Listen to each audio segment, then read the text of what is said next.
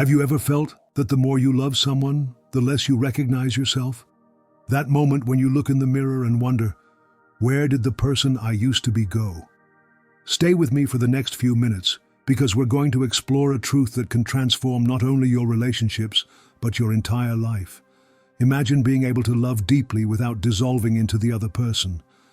Imagine a relationship where there isn't that constant fear of losing your identity, your essence, your dreams. Sounds impossible? Carl Jung, one of the most revolutionary psychologists in history, discovered the key to this balance, and today we're going to immerse ourselves in his wisdom.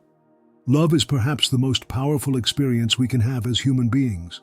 It elevates us, inspires us, transforms us. But it can also become an invisible prison if we don't understand how to navigate it correctly. And this is where Jung's teachings become invaluable. Jung understood something fundamental that most of us ignore. To truly love another, you must first know and love yourself. We're not talking about that superficial self-love promoted on social media. Jung was referring to something much deeper. The process of individuation, that internal journey toward the center of your most authentic self. Think about it for a moment. How many times have you changed your opinions, your desires, or even your dreams to please someone you love? How many times have you suppressed your inner voice because you feared rejection or conflict? If you're like most people, you've probably done it more times than you'd like to admit. Jung observed this pattern over and over in his patients, brilliant, capable people with enormous potential who had become shadows of themselves within their relationships. Not because their partners were toxic or manipulative, but because they had lost connection with their own center, with that internal core that Jung called the self. The problem, according to Jung, is that many of us seek in others what we lack within. We project onto our partners unrecognized parts of ourselves, particularly those we've repressed into the shadow. The shadow, that Jungian concept representing everything we don't want to see about ourselves, plays a crucial role in our relationships. When you haven't integrated your shadow, when you haven't had the courage to look at those uncomfortable parts of yourself, you'll inevitably seek them out or project them onto the other person. And here begins the dangerous dance that can lead you to lose yourself in the process of loving. Imagine Maria, a woman who was always the good girl, disciplined, responsible, always doing the right thing. Her shadow contains all that rebelliousness, that wild freedom she never allowed herself to express. When Maria meets Carlos, a free spirit who lives intensely, she feels immediately attracted. But it's not just attraction, it's fascination. She sees in him something she secretly yearns for herself. At first, this dynamic seems perfect. Carlos brings spontaneity to Maria's ordered life. She brings stability to his chaos. They complement each other. But over time, what she once admired begins to irritate her. Carlos's spontaneity now seems like irresponsibility. His freedom, selfishness. What has changed? Nothing and everything. The initial projection is fading, and Maria now faces not just Carlos, but her own unintegrated shadow. This is the point where many relationships break. We blame the other person for what is actually our pending internal work. Jung was very clear about this. Everything that irritates us about others can lead us to an understanding of ourselves. How do we break this cycle? How do we love without losing ourselves? Jung's answer is revolutionary. Through the process of individuation. Individuation doesn't mean individualism or selfishness. It's the process of becoming a complete, integrated individual who has reconciled the different parts of their psyche. When you embark on this process, you begin to relate to others not from need or lack, but from fullness. You don't seek someone to complete you because you're on the path to completing yourself. You don't project your shadows onto the other person because you're learning to integrate them. This is the foundation of what Jung would consider a healthy and true relationship. But let's be honest, this path isn't easy. It takes courage to look inside yourself and face what you find there. It requires humility to recognize your projections and work on them. It requires patience, because individuation is a lifelong process. not a destination you reach once and for all. One of the most powerful tools Jung offered us for this journey is the relationship with our unconscious. Unlike Freud, who saw the unconscious primarily as a repository of repressed desires, Jung considered it a source of wisdom and creativity. Through dreams, active imagination, and other techniques, we can establish a dialogue with those deep parts of ourselves that have much to teach us. This internal dialogue fundamentally changes how we relate to others. When you learn to listen to your own inner voice, you become less susceptible to losing yourself in the expectations or desires of another person. You develop what Jung would call an internal axis, a psychological center of gravity that keeps you stable even in the most intense emotional storms. Think about the people you know who seem to stay true to themselves even in intense relationships. It's not that they're cold or distant. They're often capable of much deeper intimacy and surrender precisely because they're not afraid of losing themselves. They've developed that internal axis, that connection with their self, that allows them to get close without dissolving. Jung also told us about archetypes, those primordial images that inhabit our collective unconscious. Two archetypes in particular play a crucial role in our romantic relationships: the anima and the animus. The anima represents the feminine aspect in a man's psyche, while the animus represents the masculine aspect in a woman's psyche. When we haven't adequately integrated these archetypes, we tend to project them onto our partners, expecting them to embody these idealized internal images. A man who hasn't developed a healthy relationship with his anima may idealize his partner, turning her into a kind of goddess or muse, only to feel bitterly disappointed when she inevitably shows her humanity. A woman who hasn't integrated her animus may seek in her partner a strength or authority that she actually needs to develop within herself. This is another mechanism by which we lose ourselves in relationships. We confuse the real person in front of us with the archetypal image we carry within. The way out of this trap is, again, internal work. By integrating these aspects of our psyche, we free our partners from the impossible burden of having to embody our projections. Now, all this might sound too theoretical, too abstract. How does it translate into everyday life? What concrete steps can you take to love without losing yourself? First, develop a regular practice of self-reflection. It could be meditation, journal writing, dream work, or any activity that helps you maintain that internal dialogue alive. The important thing is to create a space where you can hear your inner voice without the constant noise of the outside world. Second, pay attention to your intense emotional reactions. When something deeply irritates you about your partner, ask yourself, what part of me is manifesting here? What is this irritation showing me about myself? As Jung said, everything that irritates us about others can lead us to an understanding of ourselves. Third, cultivate relationships and passions outside your main relationship. Not out of lack of commitment, but precisely to keep your individuality alive. Jung firmly believed that a healthy relationship occurs between two complete individuals, not between two half-people seeking to complete each other. Fourth, learn to recognize and name your projections. When you find yourself excessively idealizing your partner, or conversely, demonizing them, it's a clear sign you're projecting.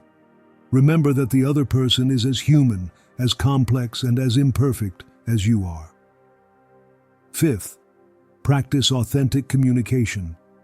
This means expressing your true feelings and needs, even when you fear they might cause conflict or rejection. Individuation requires authenticity, and healthy relationships are nourished by it. One of the biggest obstacles on this path is fear. Fear of loneliness, fear of rejection, fear of discovering aspects of ourselves that we prefer to keep hidden. Jung deeply understood this fear, but he also knew that true growth only occurs when we dare to face it. He who looks outside dreams, he who looks inside awakens, Jung said. And this awakening, though sometimes painful, is what allows us to love in a way that doesn't diminish us, but expands us. Imagine a relationship where you don't need to pretend to be someone you're not. where you don't have to repress parts of yourself to keep the peace, where you can share your fears, your dreams, your shadows, and be received with understanding and love. This is what's possible when two people are on their own path of individuation. It's not about an unattainable ideal state. It's about an ongoing process, a dance between union and separation, between the I and the we. And like any dance, it requires practice, patience, and the willingness to stumble sometimes. Jung also told us about the concept of synchronicity, those seemingly coincidental but meaningful moments that seem to guide us on our path. Many times, the people who enter our lives do so precisely to show us something we need to learn about ourselves. From this perspective, even the most difficult or painful relationships can be seen as opportunities for growth. Not because we should remain in harmful situations, but because each interaction, each conflict, each broken heart can lead us more deeply toward our true self if we're willing to do the internal work. Think about that past relationship that left you devastated. What did it show you about yourself? What parts of you came to light that perhaps you hadn't seen before?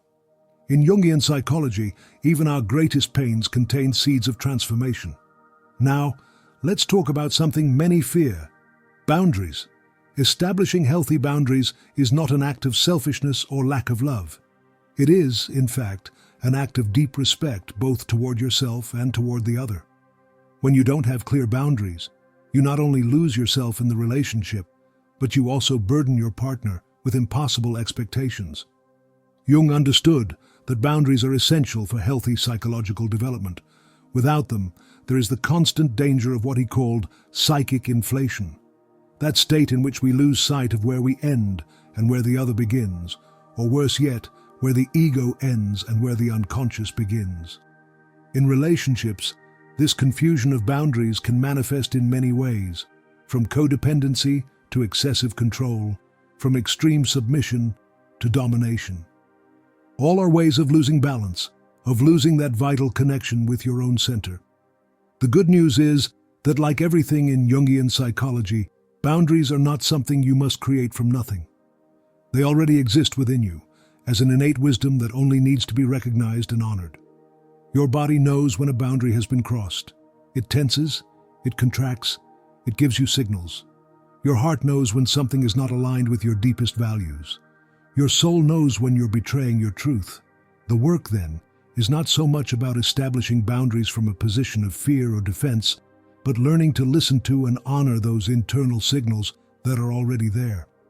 It's an act of deep self-respect that paradoxically allows you to give yourself more fully in your relationships because you do it from freedom, not from need. Jung also told us about the concept of the wound.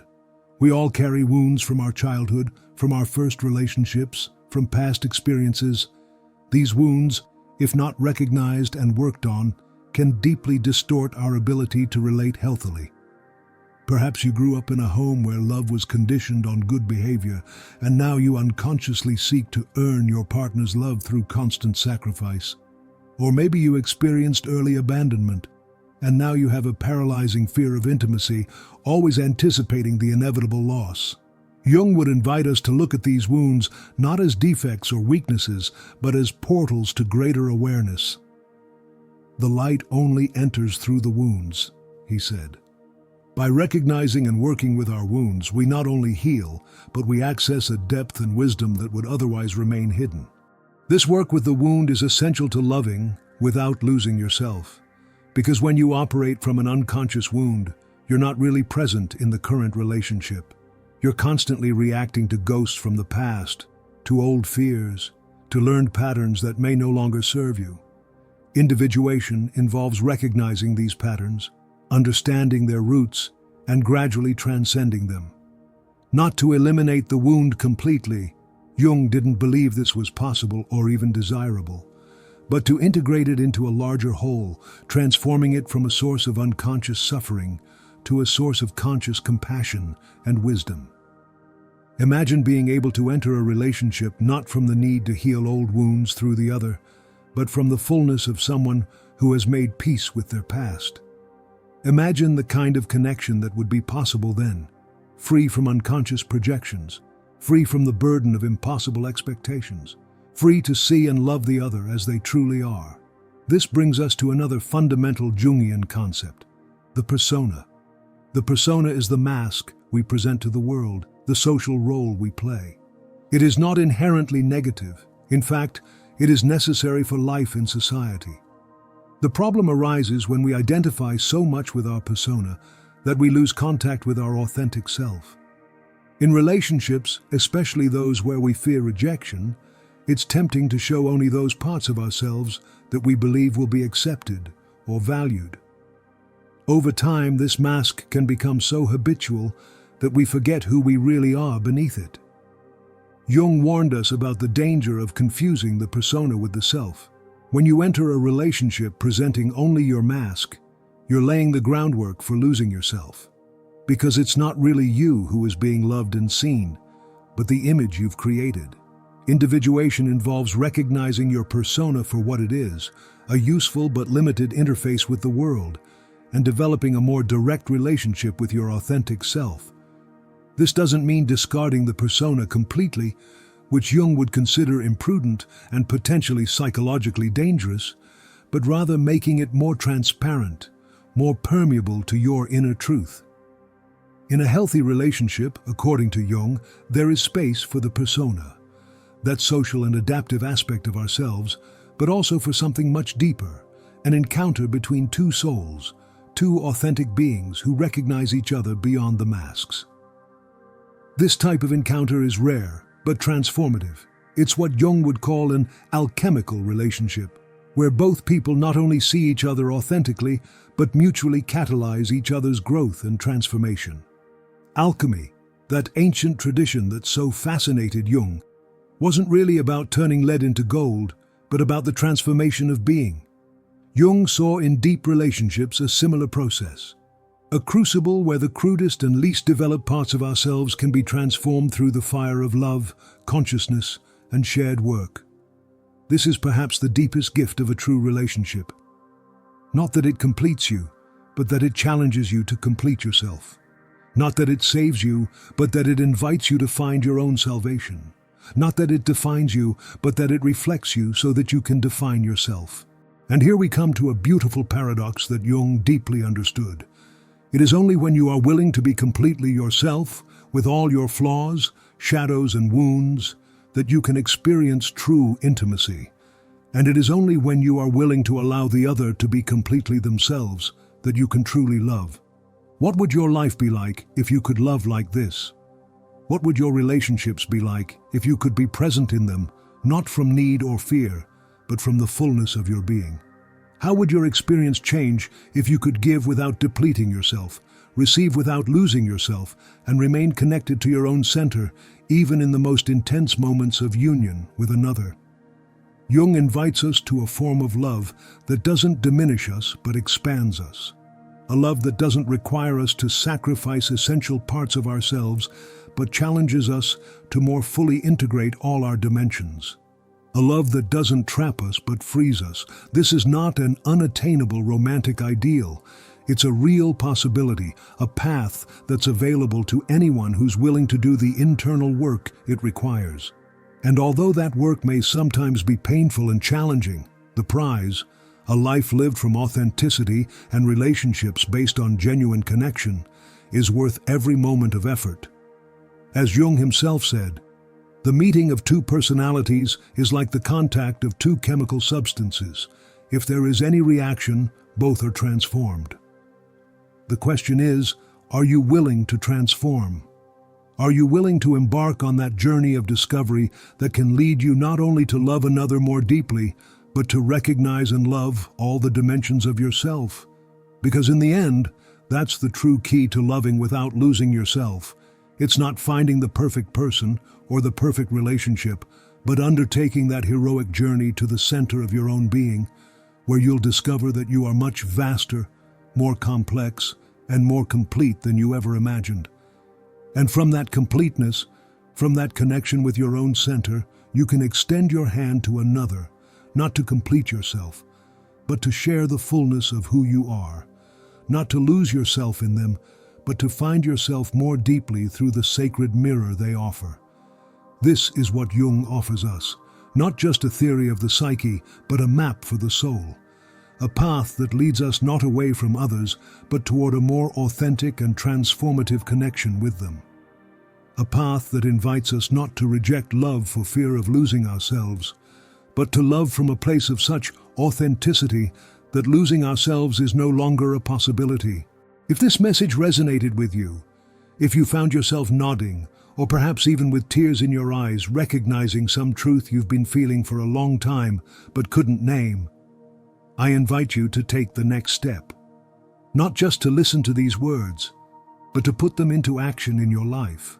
Begin today to pay more attention to that inner voice we often ignore in favor of external expectations. Begin to observe your relationships with new eyes, asking yourself, where am I projecting? Where am I losing myself? What parts of myself am I repressing or denying? And remember that you're not alone on this path. Jung showed us that although the journey of individuation is deeply personal, it is also deeply universal. We are all in this process of becoming more fully who we are. We are all learning to love without losing ourselves. If this video has helped you to see your relationships or yourself in a new way, share it with someone you think might also benefit.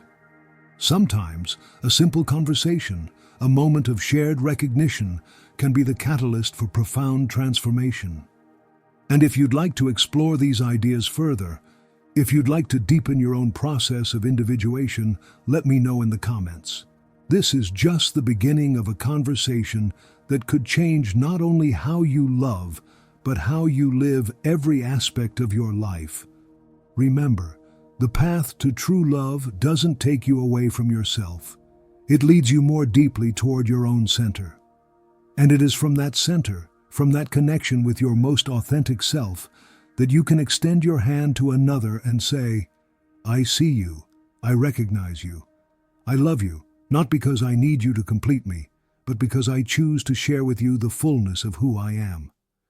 If this message touched something in you, make sure to leave your like, subscribe, and turn on notifications so you don't miss future videos, where we'll continue exploring the depths of the human psyche and the art of living with greater consciousness and authenticity.